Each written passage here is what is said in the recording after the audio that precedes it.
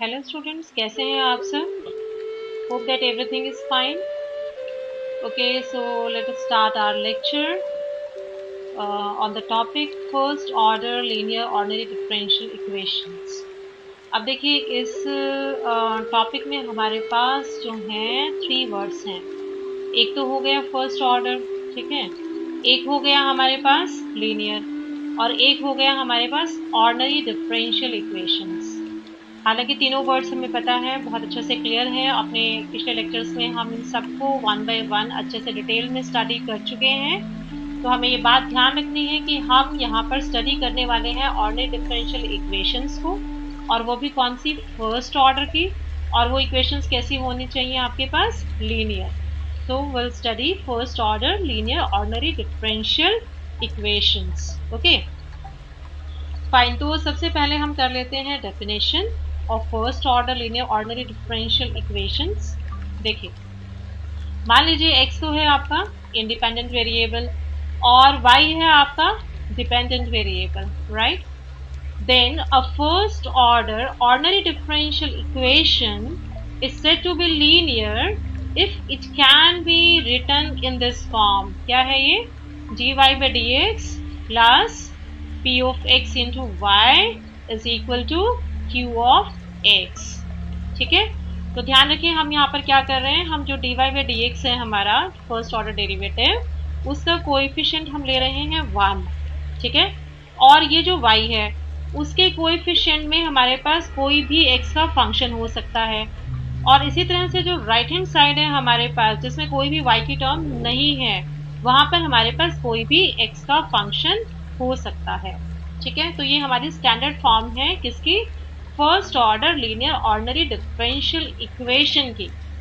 And I would like to add here that कि ये जो इक्वेशन थी आपकी first order linear ordinary differential equation, this was given by the great mathematician Leibniz. And that's why ये equations जो हैं, these are also known as Leibniz linear differential equation. ठीक है. आपको ये भी लिखा हुआ बुक्स में मिल सकता है, the Leibniz linear ordinary differential equations. तो आपको ये समझ जाना चाहिए कि हम कौन सी डिफरेंशियल इक्वेशंस की बात कर रहे हैं, जहां पर भी हमें मिलता है लिखा हुआ लाइबनीज लीनियर डिफरेंशियल इक्वेशन.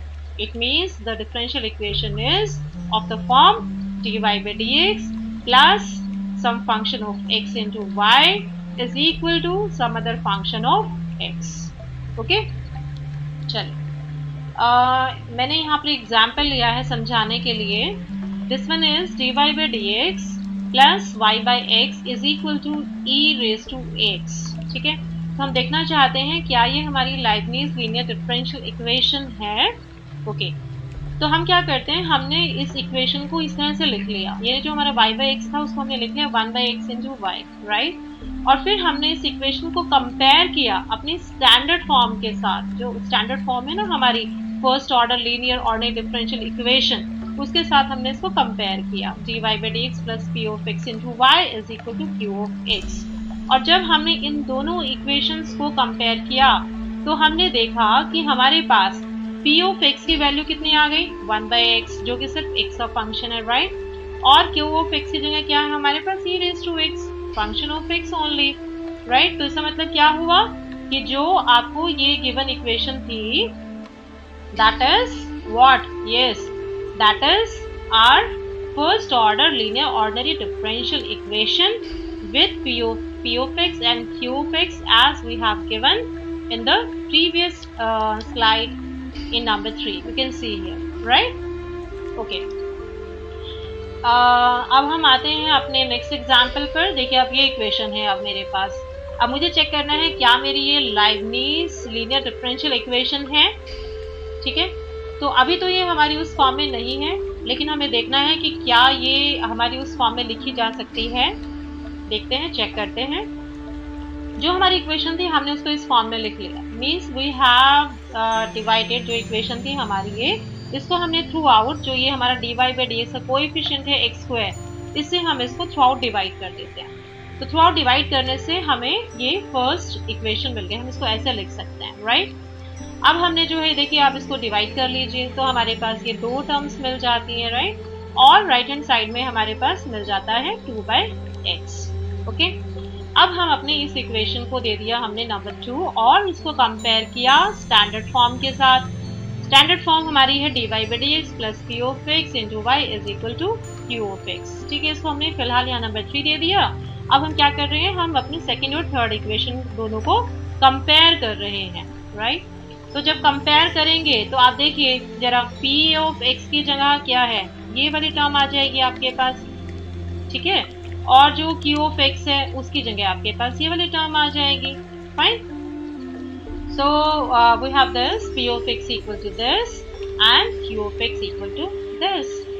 इसका मतलब क्या हुआ कि जो हमारी गिवन इक्वेशन थी that is a first order linear ordinary differential equation, right. यानी हमारे पास जो फर्स्ट ऑर्डर डिफरेंशियल इक्वेशन है, आपको अगर ये चेक करना है क्या वो लाइबनिज़ लीनियर डिफरेंशियल इक्वेशन की फॉर्म में है, तो आप पहले तो dy/dx के कोएफिशिएंट को 1 बना लीजिए और फिर उसे आप स्टैंडर्ड फॉर्म के साथ कंपेयर करके देखिए कि क्या आपको y के साथ सिर्फ x का फंक्शन मिलता है या नहीं। इसमें राइट हैंड साइड में भी आपके पास सिर्फ x का फंक्शन मिलता है या नहीं मिलता। अगर आप ऐसा कर सकते हैं, इस फॉर्म में रिप्रेजेंट कर सकते हैं, इसका मतलब आपकी जो गिवन इक्वेशन होगी that will be actually a Leibniz linear ordinary differential equation of first order, right. Okay, तो अब हम देखेंगे कि first order linear ordinary differential equation का सॉल्यूशन कैसे फाइंड आउट करना है। ओके, इसके लिए जो थ्योरम है that is given in differential the book differential equations by S L. Ross. Theorem number 2.4 आप देख सकते हैं अगर आप चाहें, अगर आप इसका प्रूफ देखना चाहते हैं तो आप उससे थ्योरम 2.4 देख सकते हैं, राइट। हम यहाँ पर रिजल्ट यूज करेंगे। रिजल्ट क्या है कि ये देखिए, ये हमारी डिफरेंशियल इक्वेशन है dy/dx plus p of x into y is equal to q of x, जिसको हमने इक्वेशन नंबर 1 लिया है। जनरली क्या होता है कि देखिए अगर यहाँ पर p of x equal to 0 होगा तब तो इक्वेशन आपकी एग्जैक्ट हो जाएगी, क्योंकि उस केस में dy/dx equal to q of x है, ठीक है, and you can solve that, क्योंकि आप डायरेक्ट इंटीग्रेशन से फाइंड आउट कर सकते हैं, तो वो हमारी एग्जैक्ट डिफरेंशियल इक्वेशन बनती है। लेकिन अगर आपका px, ये जो px है द कोएफिशिएंट ऑफ y, अगर ये आपका नॉन जीरो होता है तो इक्वेशन आपकी एग्जैक्ट नहीं होती है, राइट। लेकिन उस इक्वेशन को, इस इक्वेशन को, यानी जब px नॉन जीरो है और ये एग्जैक्ट नहीं है तो उसको एग्जैक्ट बनाया जा सकता है। और अगर हम ये कह रहे हैं कि इसको एग्जैक्ट बनाया जा सकता है तो इंटीग्रेटिंग फैक्टर होना चाहिए, और वो इंटीग्रेटिंग फैक्टर क्या होता है, that is e raise to integral p of x dx। ठीक है, ये थ्योरम का प्रूफ अगर आप देखेंगे तो वहां से आपको मिल जाएगा। तो ये इंटीग्रेटिंग फैक्टर होता है इस केस में। और उसके बाद आप क्या करोगे, आपको पता है पूरी प्रोसेस कि हम उसको मल्टीप्लाई करते हैं इक्वेशन 1 से और फिर उसे चेक करते हैं तो वो एग्जैक्ट बन जाती है और फिर हम उसका सॉल्यूशन फाइंड आउट करते हैं, राइट। तो यहाँ पर जो हमारा सॉल्यूशन होगा वो क्या होगा, नेचुरली क्योंकि आपकी फर्स्ट ऑर्डर है तो जो सॉल्यूशन होगा, जनरल सॉल्यूशन होगा, वो कैसा होगा, वो होगा आपका one parameter family of solutions. तो वो क्या होगा इस केस में, दैट विल बी, ये फॉर्मूला है this one, y into e raised to integral px dx equal to integral q of x into e raised to integral px dx with respect to x dx plus c, where c is an arbitrary constant। तो ये जो formula है, ये वाला formula आप use करोगे, एक बार आपको इंटीग्रेटिंग फैक्टर मिल जाए उसके बाद आप ये फॉर्मूला यूज करके you can find out your one parameter family of solutions for the given first order linear ordinary differential equation. ठीक है, ओके। तो देखिए थोड़ा सा और हमने क्या मॉडिफिकेशन की है, ये जो पीछे था एक बार दिखा दूं मैं आपको। यहाँ से ये जो है ना हमारी जो ये वाली टर्म y के साथ है, तो अगर हम सॉल्यूशन को एक्सप्लिसिटली लिखना चाहते हैं तो ये जो x की टर्म है इसको भी आप राइट हैंड साइड में ले जाइए, ठीक है। तो अगर राइट हैंड साइड में लेकर जाएंगे क्योंकि ये मल्टीप्लिकेशन में है तो राइट हैंड साइड में ले जाकर यानी आप इसको डिवाइड करने वाले डिवीजन में जाएगा।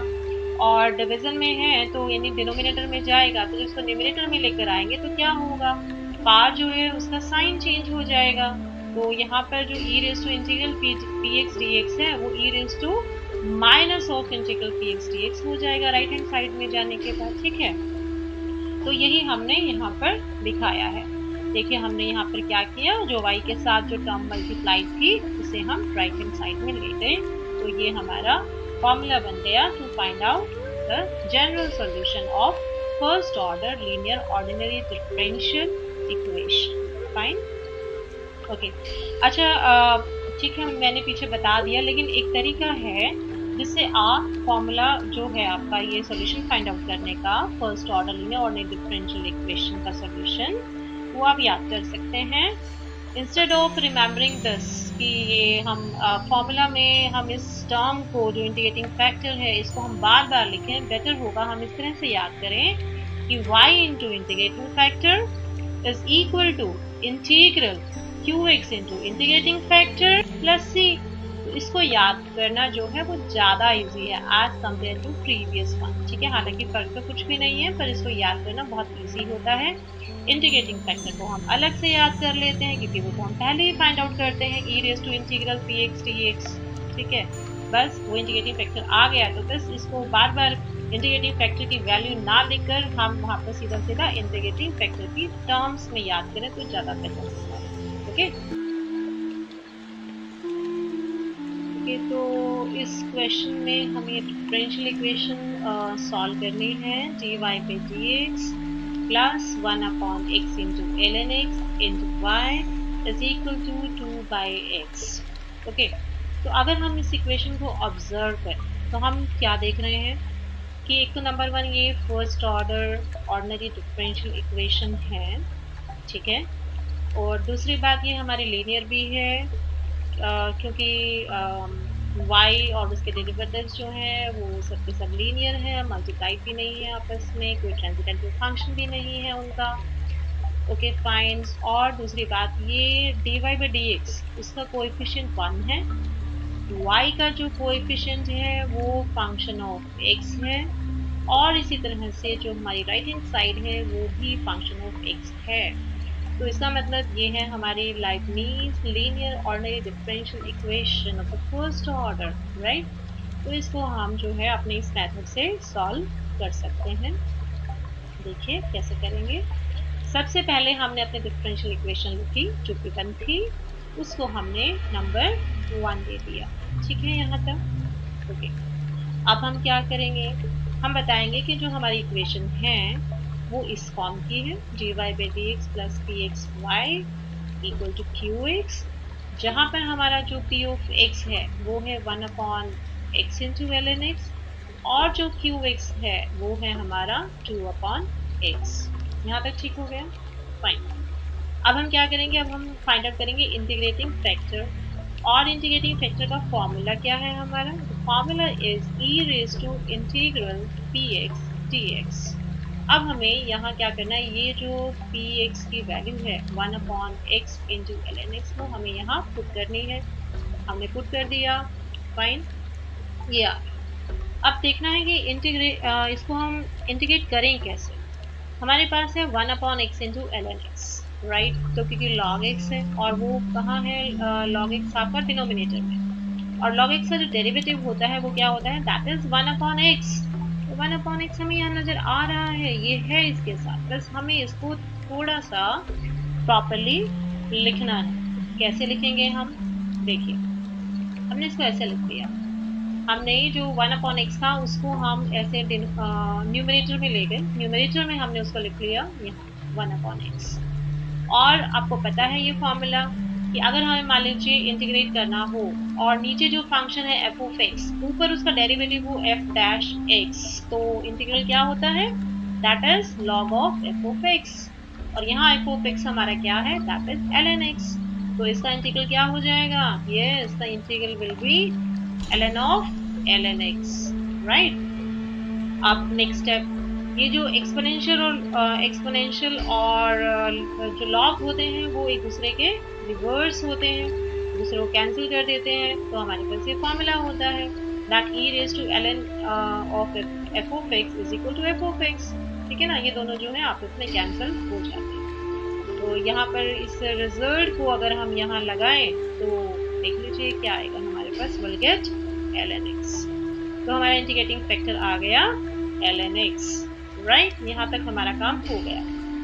अब नेक्स्ट स्टेप क्या करना होता है, जो आपकी गिवन इक्वेशन थी differential equation, Leibniz linear first order ordinary differential equation, उसको मल्टीप्लाई करना होता है through out by this integrating factor. Right, तो हमने ये किया। जब हमने इसको इंटीग्रेट किया तो आई मीन मल्टीप्लाई किया थ्रू आउट, इंटीग्रेटिंग फैक्टर से मल्टीप्लाई किया, तो यहाँ पर भी ln x आ गया, यहाँ ln x लिख दिया, यहाँ ln x लिख दिया। अब क्या हुआ ऐसा करने से, ये देखिए ln x और ये ln x ये दोनों कैंसिल हो गए and we are remaining with this equation. यहाँ तक ठीक है। अब हम नेक्स्ट क्या कर सकते हैं, देखो ये जो दो टर्म्स हैं आप देखिए जरा, ये दो टर्म्स आपकी, ये इन दोनों टर्म्स को अगर हम देखें ध्यान से तो आप देख सकते हैं कि ये एक्चुअली डेरिवेटिव बन जाता है y इंटू ln x का। क्योंकि देखिए first function as it is, ln x as it is, ठीक है, derivative of y with respect to x, और यहाँ पर y एज इट इज और ln x का डेरिवेटिव 1 अपॉन x, तो ये हमेशा बनेगा आपके पास, हमेशा। राइट, मतलब एक तो आपका इंटीग्रेटिंग फैक्टर होगा हमेशा इसमें, और एक आपका y होगा, मतलब हमेशा y इंटू इंटीग्रेटिंग फैक्टर, उसका डेरिवेटिव आपके पास लेफ्ट हैंड साइड में बन जाएगा। ओके, आप इसको हर क्वेश्चन में चेक कर सकते हैं। तो हमने इसको लिख लिया यहाँ, this is R G D x of y into ln x। ln x क्या था आपका, इंटीग्रेटिंग फैक्टर था।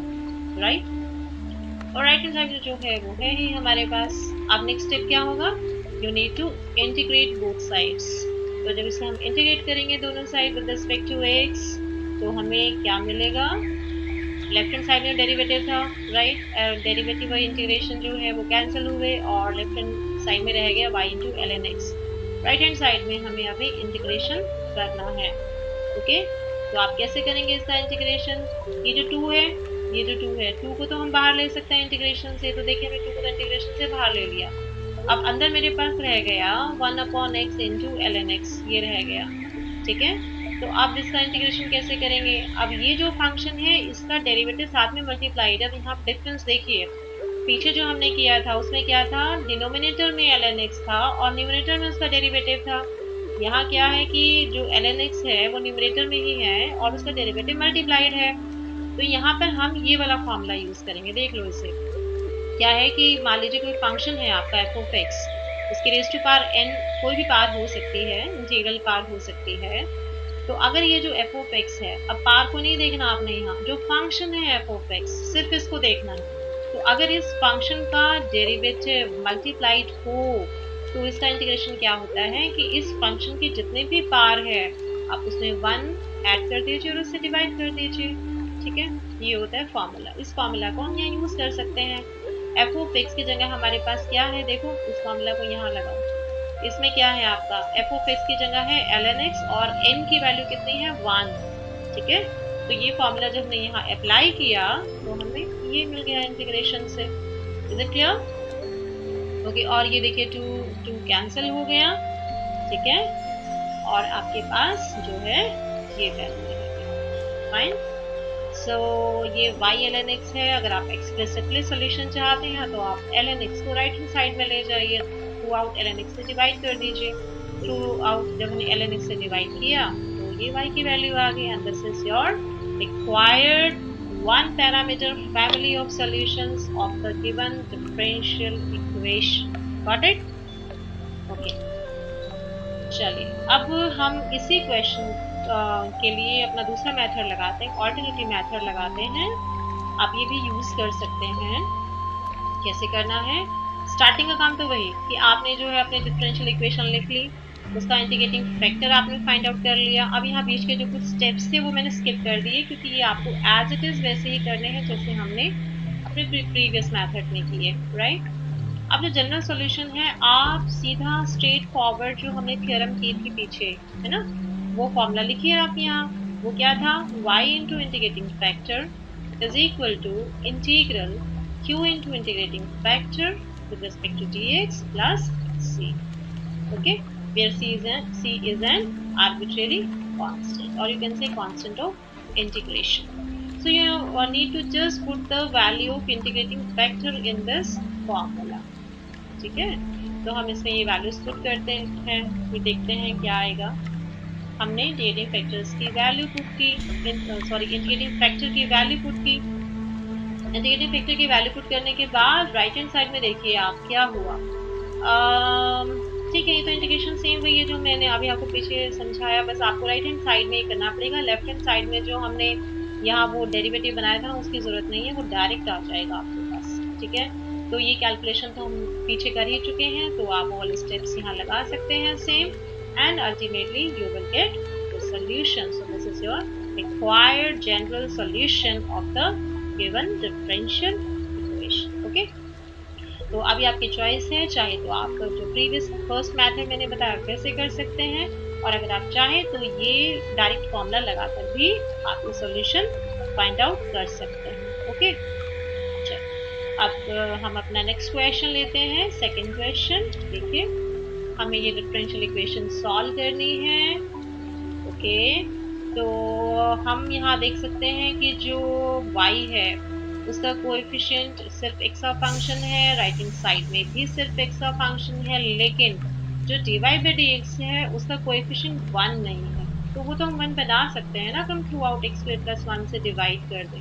ठीक है, तो अगर हम x स्क्वायर प्लस 1 से डिवाइड करेंगे तो नेचुरली हम वैसे तो यहाँ पे जो x स्क्वायर प्लस 1 है, क्योंकि वो dy by dx का कोएफिशिएंट है तो वो नॉन जीरो है, क्योंकि अगर ये जीरो हो गया, समझ रहे हो बात, अगर ये जीरो हो गया तो यहाँ तो डेरिवेटिव की टर्म ही नहीं बचेगी, हमारे पास डिफरेंशियल इक्वेशन होगी ही नहीं.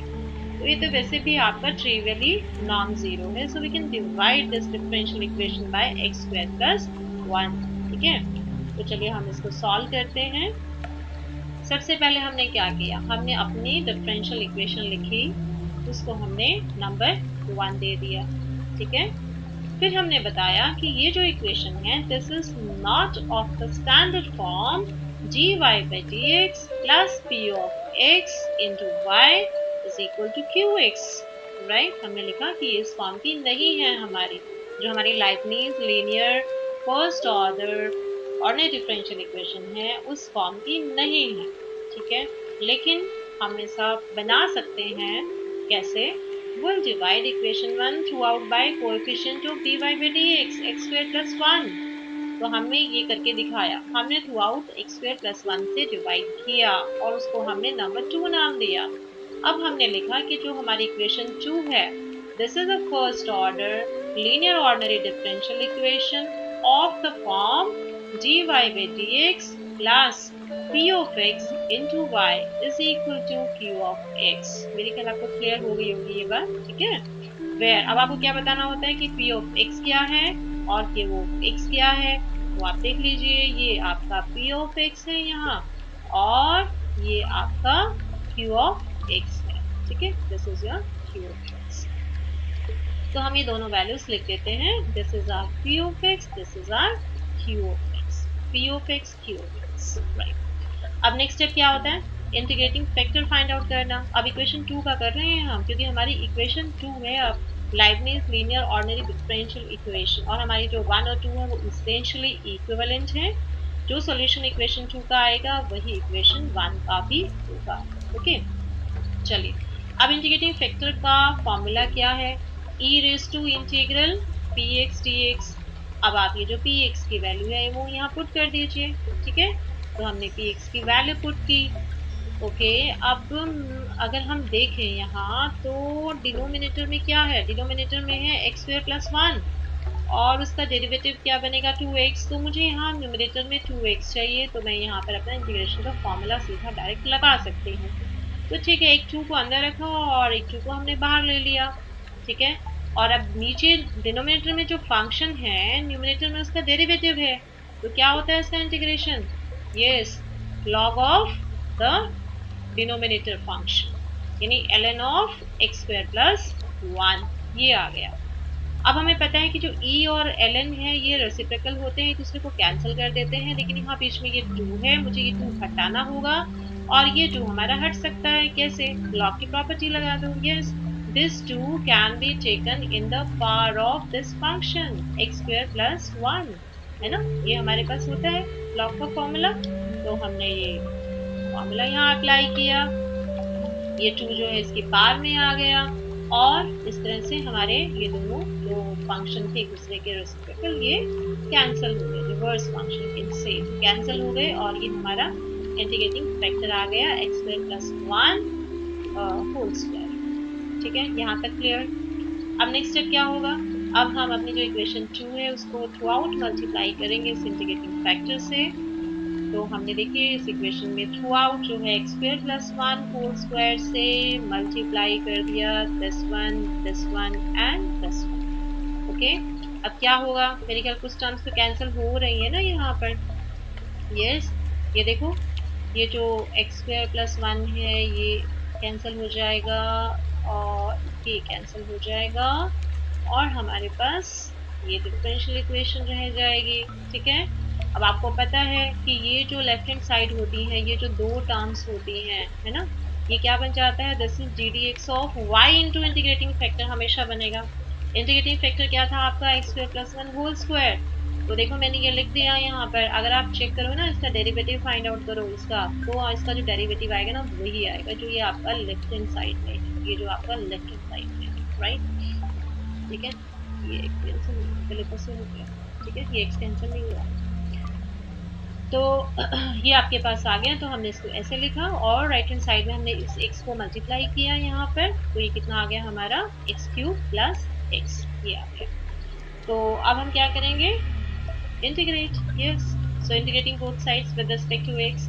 तो जब हम इंटीग्रेट करेंगे तो यहाँ से जो डी डी एक्स कैंसिल होकर ये टर्म रह जाएगी, राइट हैंड साइड में हम इंटीग्रेट करेंगे तो क्या आएगा? जैसे ही आप इंटीग्रेट की बात करते हो साथ में c आपको जरूर ऐड करना है और c के बारे में मेंशन करना है that c is an arbitrary constant. बस अब इसका इंटीग्रेशन रह गया यहाँ पे, तो very simple, this will be x4/4 plus x2/2, ये आ जाएगा। तो देखिए हमारे नेक्स्ट स्टेप में जो है ये वैल्यू आ गई। So this is your required one parameter family of solutions for the given equation, for the equation 2 and hence for the given equation 1. Is it clear? Okay. चलिए अब इसी क्वेश्चन पर अपना ऑल्टरनेटिव मेथड भी लगा लेते हैं। ठीक है, उसके लिए आपको क्या करना होगा? आपको पहले इक्वेशन लिखनी होगी, उसको हमने नंबर 1 नाम दिया, फिर हम उसको अपनी स्टैंडर्ड फॉर्म में लेकर आए। कौन सा standard form? Like means linear first order ordinary differential equation, और वो क्या है? dy by dx plus px into y is equal to q of x। इस फॉर्म में लिखा, नंबर 2 नाम दिया, जो इसे कंपेयर किया अपने स्टैंडर्ड फॉर्म के साथ, तो ये हमारा जो है यहाँ पर px की वैल्यू आ गई और ये हमारी qx की वैल्यू आ गई। यहाँ से हमने इंटीग्रेटिंग फैक्टर फाइंड आउट किया। तो कैलकुलेशन मैंने नहीं दिखाई है क्योंकि हम एज इट इज ये पूरा का पूरा पीछे कर चुके हैं। ओके, अब बस जो जनरल सॉल्यूशन है उसमें हमें डायरेक्ट सीधा सीधा फॉर्मूला लिखना है, और फॉर्मूला क्या है हमारा? y into integrating factor is equal to integral q into integrating factor with respect to x plus c where c is an arbitrary constant। ठीक है, क्या करना होगा? बस ये इंटीग्रेटिंग फैक्टर की वैल्यू आपको एज इट इज यहाँ पुट करनी है लेफ्ट हैंड साइड में, और यहाँ पुट करनी है राइट हैंड साइड में with in the integral. Okay, तो हमने ये वैल्यूज पुट की और अब क्या हुआ? हालांकि ये कैलकुलेशन हम पीछे दिखा चुके हैं, ये कैंसिल हो जाएगा, ये टर्म रह जाएगी, x से मल्टीप्लिकेशन हो जाएगी यहाँ पर। ठीक है, मल्टीप्लाई कर दोगे और यहाँ पर आप इंटीग्रेट करके दिखा दोगे। तो स्ट्रेट फॉरवर्ड आप ऐसे भी कर सकते हो। So this is your required one parameter family of solutions for equation 2 and hence for the given equation 1। ठीक है, चलिए अब हम अपने आते हैं क्वेश्चन नंबर 3 पर। अब हम लेंगे अपनी एक इनिशियल वैल्यू प्रॉब्लम। ठीक है, हम हमेशा अपने हर लेक्चर में एक इनिशियल वैल्यू प्रॉब्लम लेते हैं। इनिशियल वैल्यू प्रॉब्लम में बस क्या डिफरेंस होता है? हाँ, हमें एक इनिशियल कंडीशन गिवन होती है, जैसे आप देखिए इस क्वेश्चन में ये इनिशियल कंडीशन गिवन है। और इसका फायदा ये होता है कि हमें इस डिफरेंशियल इक्वेशन के लिए जो जनरल सॉल्यूशन मिलेगा, ठीक है, उस जनरल सॉल्यूशन में से हमें वो पर्टिकुलर सॉल्यूशन बताना होगा जो इस कंडीशन को सेटिस्फाई करे, ठीक है।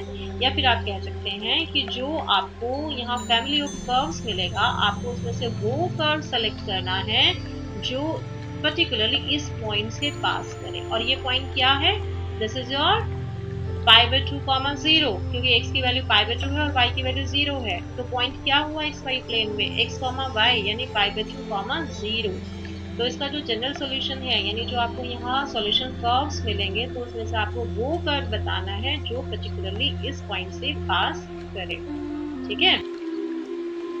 ओके, तो अब देखते हैं कि इसको हम सॉल्व कैसे करेंगे। सबसे पहले हमने अपनी इनिशियल वाली प्रॉब्लम जो गिवन थी उसे लिखा। डिफरेंशियल इक्वेशन को हमने नंबर 1 नाम दिया और जो हमारी इनिशियल कंडीशन है उसको हमने नंबर 2 नाम दे दिया, ठीक है। अब आप देखिए जो हमारी ये डिफरेंशियल इक्वेशन है, अगर हम इसमें देखें तो इसमें हमें मतलब वी कैन सी कि यहाँ पर जो y डैश है, इनके फर्स्ट ऑर्डर डेरिवेटिव है, उसका जो कोएफिशिएंट है वो 1 नहीं है। वहाँ पर क्या है हमारा? टेंजेंट x है, राइट। तो इसका मतलब ये हमारे स्टैंडर्ड फॉर्म में तो है नहीं। स्टैंडर्ड फॉर्म कौन सी? Leibniz linear ordinary differential equation of first order. तो उसके लिए हमें क्या करना पड़ेगा? यहाँ टेंजेंट x से डिवाइड करना पड़ेगा, और वो हम तभी डिवाइड कर सकते हैं अगर ये नॉन जीरो हो, ठीक है। क्या ये नॉन जीरो है? यस, बिल्कुल ये नॉन जीरो है। क्यों? क्योंकि ये y डैश का कोएफिशिएंट है, तो उसके बाद कंडीशन ही है, ऑलरेडी ट्रिवियली ये नॉन जीरो है। क्योंकि अगर ये जीरो हो जाए तो यहाँ ये डेरिवेटिव की टर्म ही नहीं होगी, तो डिफरेंशियल इक्वेशन ही नहीं होगी। तो ये ट्रिवियली ट्रू है कि यहाँ पर जो टेंजेंट x है वो हमारा नॉन जीरो है, ठीक है। फाइन, तो हम क्या करते हैं, इक्वेशन 1 को अपनी स्टैंडर्ड फॉर्म में लाने की कोशिश करते हैं, ठीक है। लाइबनिज लीनियर डिफरेंशियल इक्वेशन की फॉर्म में लिखने की कोशिश करते हैं।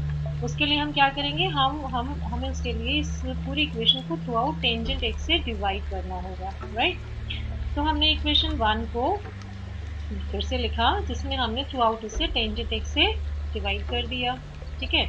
अब जब टेंजेंट x से आप डिवाइड करोगे तो ये जो टर्म है आपकी 2 बाई टेंजेंट x, तो जो 2 बाई टेंजेंट x है वो क्या बन जाएगा आपका? Yes, that will B 2 cot x, ये हमने लिख दिया। इसी टाइप से जो ये आपका 8 बाई टेंजेंट x है, ये बन गया आपका 8 टाइम्स cot x, फाइन। इसको हमने नंबर 2 नाम दे दिया। अब ये जो हमारी इक्वेशन 2 है, now this is of the standard form of Leibniz linear first order ordinary differential equation, and that is dy by dx plus px into y is equal to qx, right? अब हमें क्या करना होता है? हमें px की और qx की वैल्यूज बतानी होती हैं।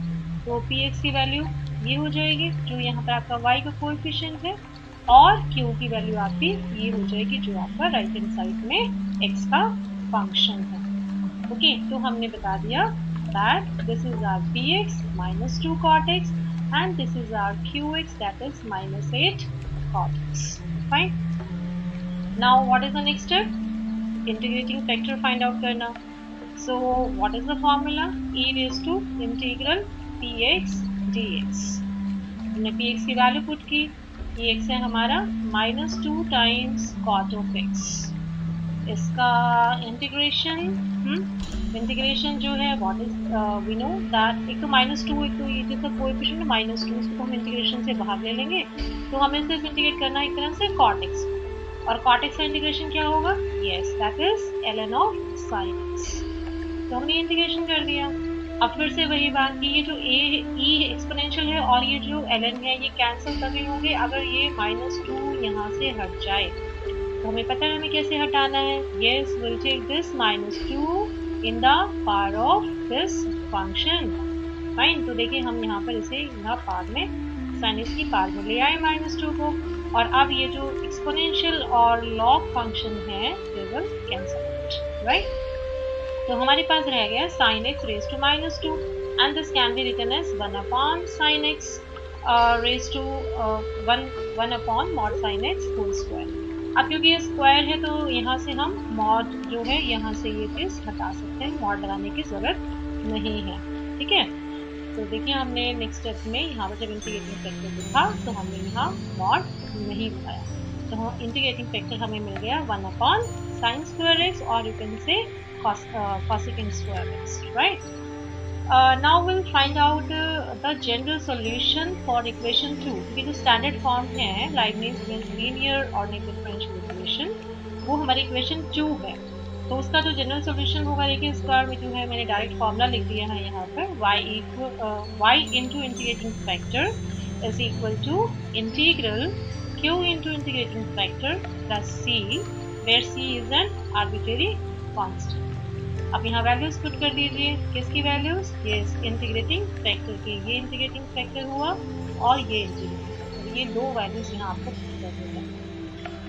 So when will put the values, left hand side में तो ये आ गया और राइट हैंड साइड में हमारे पास ये है। ठीक है, तो यहाँ पर देखिए इस sin², 1/sin²x को हमने लिखा cosecant²x। ठीक है, और इसके बाद जो नेक्स्ट स्टेप में हमारे पास हमें माइनस साइन चाहिए, क्योंकि हमें पता है कि cot x का डेरिवेटिव क्या होता है, माइनस cosecant²x, राइट। तो मैं यहाँ फॉर्मूला लगाना चाहती हूँ कि जो फंक्शन है साथ में उससे डेरिवेटिव मल्टीप्लाइड है, तो हम एक काम करते हैं, इस माइनस साइन को ना यहाँ इस टर्म के साथ, ठीक है, cosecant²x के साथ एडजस्ट कर देते हैं, तो हमें इस स्टेप में ये फाइन। अब देखिए नेक्स्ट स्टेप में क्या हुआ, बिल्कुल वही हमारा फॉर्मूला बन गया कि अगर कोई फंक्शन है साथ में उसका डेरिवेटिव मल्टीप्लाइड है, ठीक है, सिर्फ उस फंक्शन, ठीक है, पार को नहीं देखना, जो ये फंक्शन है f(x), इसका अगर डेरिवेटिव मल्टीप्लाइड है तो इंटीग्रेशन क्या होता है, जो भी पार है, इसकी जैसे यहाँ पार n है तो ये हो जाएगा n+1 whole divided by n+2। ठीक है, बस यहाँ ये ध्यान रखना है कि जो आपने पार ली है वो आपकी -1 नहीं होनी चाहिए, राइट। तो ये चीज़ हुई, ये फॉर्मूला मैंने यहाँ पर लगा दिया एंड यू विल गेट +1। अब आप क्या कर सकते हैं, यस मैं I want to represent the solution explicit form, तो हम क्या करेंगे, हम इस टर्म को राइट हैंड साइड में लेकर जाएंगे, राइट हैंड साइड में जब लेकर जाएंगे तो राइट हैंड साइड में sin²x मल्टीप्लाइड हो जाएगा, तो राइट हैंड साइड में sin²x मल्टीप्लाइड हो गया फर्स्ट टर्म के साथ भी और सेकेंड टर्म के साथ भी, और ये जो तुम्हारा cot²x है, ठीक है, ये यहाँ पर आकर हमने इसको लिख दिया cos²x/sin²x।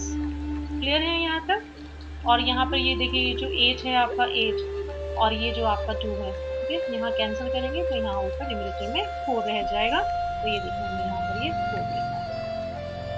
Okay, so we are getting the value of y as 4 cos²x plus c into sin²x, where c is an arbitrary constant, and this will be your one parameter family of solutions of equation 2, और अगर equation 2 का solution है तो equation 1 का भी यही solution होगा। Okay, तो जनरल सॉल्यूशन तो आ गया, अब मुझे इस जनरल सॉल्यूशन से वो सॉल्यूशन फाइंड आउट करना है जो इनिशियल कंडीशन को सेटिस्फाई करे, राइट। और इनिशियल कंडीशन क्या है हमारी, that is y of π/2 equal to 0। ठीक है, यानी आपको x की जगह तो पुट करना है क्या, π/2, ठीक है, और y की जगह क्या पुट करना है आपको, 0। तो ये कंडीशन हम कहाँ पुट करेंगे, जनरल सॉल्यूशन में 3, जिसको आपने 3 नाम दिया ना, ये जो जनरल सॉल्यूशन मिला है यहाँ पर आपको ये इनिशियल कंडीशन पुट कर देते हैं। ओके, तो जब हम पुट करते हैं तो आप देखिए calculation, cos π/2 will be 0, so it will be 0, and sin π/2 is 1, so it will be 1/2, that is 1. So we'll get the value of c as 0। और c की वैल्यू जो है वापस जो जनरल सॉल्यूशन 3 था वहां पर पुट कर दीजिए, ये हमने c की वैल्यू पुट कर दी, and we are getting the value of y as 4 times cos²x। ठीक है, so what can you say now, that the solution of given IVP is, yes, y equal to 4 cos²x। fine, okay, चलिए अब हम लेते हैं एक typical problem. तो क्या है वो typical problem, we have to solve this differential equation, और ये मैंने रेफरेंस दिया है जहाँ से मैंने ये प्रॉब्लम ली है। ओके फाइन, तो देखिए डिफरेंशियल इक्वेशन को देखिए जरा किस टाइप के डिफरेंशियल इक्वेशन है। If we try to apply the methods that we have learned yet, then what can you say?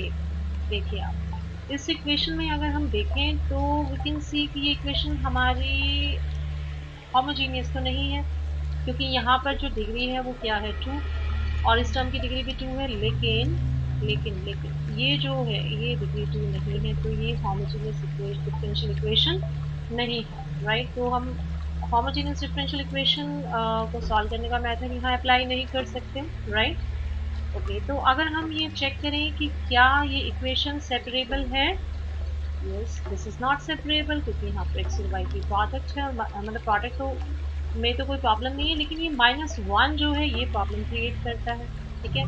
तो यानी कि ये सेपरेबल भी नहीं है आपकी इक्वेशन। फाइन, देखते हैं कि क्या ये एग्जैक्ट बनेगी। m क्या है आपका वाई स्क्वायर, और कैपिटल N क्या है 3xy-1। तो अगर del m by del Y देखें तो कितना आएगा 2y, और अगर del n by del x देखें तो कितना आएगा 3y। it means del m by del y is not equal to del m by del x, तो इसका मतलब ये एग्जैक्ट भी नहीं है, ठीक है। it means this equation is neither homogeneous nor separable and nor exact, इनमें से कोई भी टाइप नहीं है। तो इसका मतलब क्या हुआ कि this equation is not a type of equations that we have learned so far to solve first order differential equations. So what to do? अब यहाँ इस लेक्चर में जो हमने मेथड किया है उसके अकॉर्डिंग भी देखिए, क्योंकि लीनियर नहीं है ना, यहाँ पर वाई स्क्वायर है, तो इसलिए हमने अब तक उसकी बात ही नहीं की है, क्योंकि यहाँ पर वाई स्क्वायर है। तो हम इसलिए देख रहे थे कि जो हमने पिछले जो अभी तक मेथड्स किए हैं उनमें से कोई मेथड अप्लाई होता है क्या, तो उनमें से कोई मेथड अप्लाई नहीं हो रहा है, एज वेल एज ये linear first order differential equation भी नहीं है। तो क्या करें, क्या कुछ किया जा सकता है, ठीक है। अब इस लेक्चर में कर रहे हैं यानी कुछ ना कुछ तो पॉसिबल होगा, ठीक है।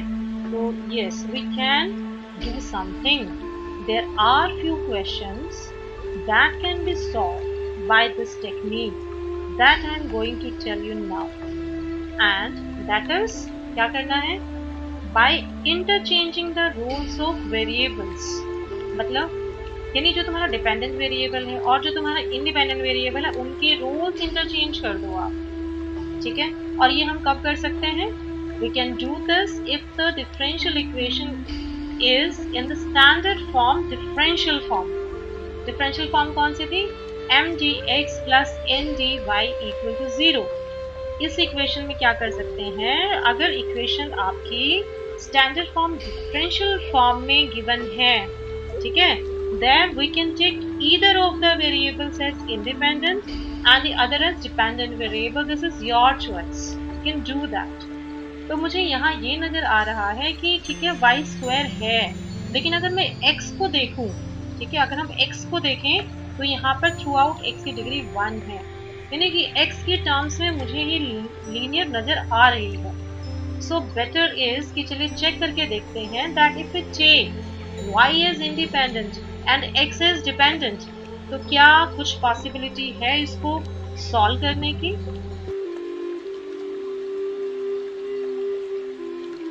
ओके, तो हम क्या करेंगे, सबसे पहले जो हमारी डिफरेंशियल इक्वेशन है वो लिखा हमने उसको, given differential equation is this, number 1 नाम दे दिया। अब वो क्या थी, हमारी डिफरेंशियल फॉर्म थी, तो पहले हमने उसको डेरिवेटिव फॉर्म में लिखा, ठीक है, यानी dy बाई dx पहले जो हमारे मतलब एज यूजुअल जो हमें समझ में आता है वो हमने लिखा, y को डिपेंडेंट लेते हुए और x को इंडिपेंडेंट लेते हुए हमने इस इक्वेशन को लिखा, और ये बताया कि जो हमारी इक्वेशन 2 है this is not linear in y में लीनियर नहीं है, ठीक है, मतलब पहले हमने इसको मेंशन कर दिया यहाँ। अब जो है हम क्या करेंगे, हम ये कहेंगे कि regarding y as independent variable and x as the dependent variable, अब हम इक्वेशन 1 को फिर से लिखते हैं डेरिवेटिव फॉर्म में, ठीक है, क्योंकि जो आपकी डिफरेंशियल फॉर्म होती है, डिफरेंशियल फॉर्म में आपकी चॉइस होती है कि आप किसको डिपेंडेंट लेना चाहते हो, किसको इंडिपेंडेंट लेना चाहते हो। तो हमने यहाँ देखा कि y को डिपेंडेंट लेकर और x को इंडिपेंडेंट लेकर हमारी इक्वेशन लीनियर डिफरेंशियल इक्वेशन नहीं बनती है, तो हम ये मेथड अप्लाई नहीं कर पा रहे हैं। तो ठीक है, अब हम इसको रिवर्स वे में देखते हैं। यानी अब हम क्या करते हैं, हम x को तो लेते हैं डिपेंडेंट और y को लेते हैं इंडिपेंडेंट, और फिर हम उसे डेरिवेटिव फॉर्म में लिखते हैं। ठीक है, तो जब हमने उसको डेरिवेटिव फॉर्म में लिखा तो हमारे पास ये इक्वेशन मिली, इसको हमने लिया नंबर 3। अब ये जो राइट हैंड साइड में है, इसको आप देखिए अलग अलग कर सकते हो ना यहाँ। तो हमने क्या किया, इनको लिखा इस फॉर्म में 1/y² माइनस 3x/y। अब x जो है ना आपका वो डिपेंडेंट है, तो हम ये वाली जो टर्म है आपकी 3x/y, इस टर्म को हम ले आते हैं यहाँ लेफ्ट हैंड साइड में। ठीक है, तो देखिए हम इसको लेफ्ट हैंड साइड में लिए है और ये इक्वेशन मिल गई, इसको हमने नंबर 4 दिया। ठीक है, अब ये लग रहा है कुछ स्टैंडर्ड फॉर्म में। Yes, now this is in the standard form of Leibniz linear first order ordinary differential equation which is linear in x। linear in x है ना, क्योंकि ये जो dx by dy हो गया, इसका कोएफिशिएंट 1 हो गया, x का कोएफिशिएंट आपका 3/y हो गया, और राइट हैंड साइड में आपके पास 1/y² हो गया।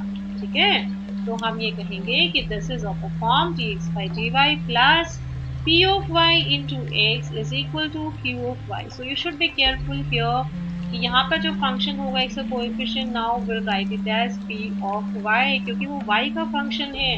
इसी टाइप से राइट हैंड साइड में लिखेंगे q of y, क्योंकि वो भी y का फंक्शन है। ठीक है, अब हम नेक्स्ट स्टेप में बताएंगे कि हमारा p of y और q of y क्या है।